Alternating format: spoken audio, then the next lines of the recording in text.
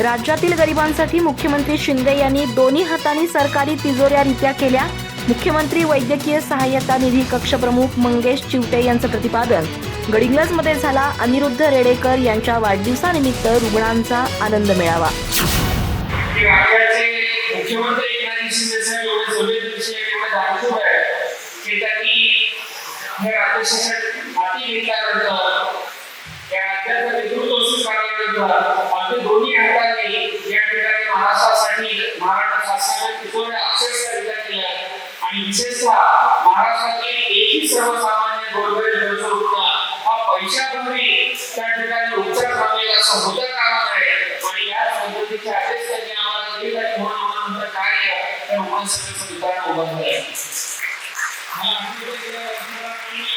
कॉलेजला येण्याचा योग आला होता त्यावेळी अगदी 5-6 महिने देखील मुख्यमंत्री वैद्यकीय सहायता कक्षाचा पदार्पण झाले नव्हते. मात्र तरी देखील त्यावेळी आपण 50 कोटी रुपयांपर्यंत अर्थसहाय्य वितरित केलं होतं आणि त्या भाषणामध्ये त्यावेळेच्या प्रमुखामध्ये तुम्ही म्हणाला होता की आकडा पुढे जाऊन शेकडो कोटींमध्ये वाढू दे, हजारो रुग्णांपर्यंत तुमच्याकडून मदत पोहोचू दे आणि याच्यावरती तुमचे शब्द अक्षरशः खरे ठरले.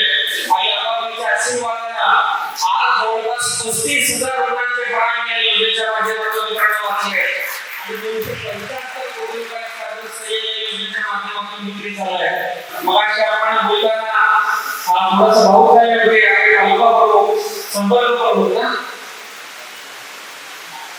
आणि त्यांनी आपल्या खरंतर पवित्र व्यास केले. आनंद मिळाला, आनंदाचा दिवस आहे. हे सगळे लाभार्थी रुग्ण ज्यांचे रुग्ण वाचले त्याचा एक कृतज्ञता एक आनंद या ठिकाणी व्यक्त करतात. या पवित्र दिवशी या पवित्र व्यासपीठावर त्यांचं नाव देखील घ्यायला नको, मात्र तुम्ही तुमच्या भाषणामध्ये मनोगतामध्ये तुम्ही त्याच्याविषयी थोडंसं बोललात म्हणून मला या ठिकाणी बोलणं धर्मप्राप्त वाटतं.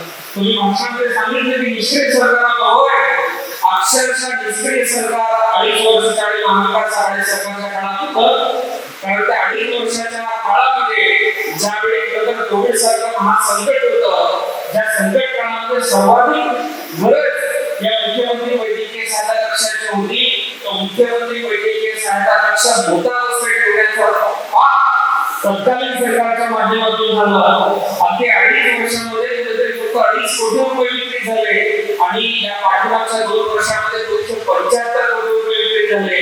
या सरकारचा कार्यकाळ पूर्ण होईपर्यंत 300 कोटीच्या पुढे आपण या अर्थसहाय्य घेऊन जवळ 50,000 पर्यंत रुग्णांचे प्राण वाचवण्यात आपण त्या ठिकाणी यश मिळवलं. हा दुर्दैवी असा वाटला आहे आणि मग तुम्ही पाठीमागच्या सरकारच्या कामाच्या अनुषंगाने थोडंसं बोला की हा संदर्भ देणं मला या ठिकाणी महत्त्वाचं वाटतं. कारण अनेक लोकांना त्याची माहितीच नाही आहे की त्यावेळी अक्षरशः सोन्याचं काम होणारासारखा हा वैद्यकीय विभागापेक्षा जाणीवपूर्वक त्या ठिकाणी मोठा अवस्थेत ठेवण्याचा काम काही सरकारने केला आणि म्हणून त्या पापाचा म्हणजे आता परमेश्वराकडे लिखापडी करायला वेळ नाही आहे.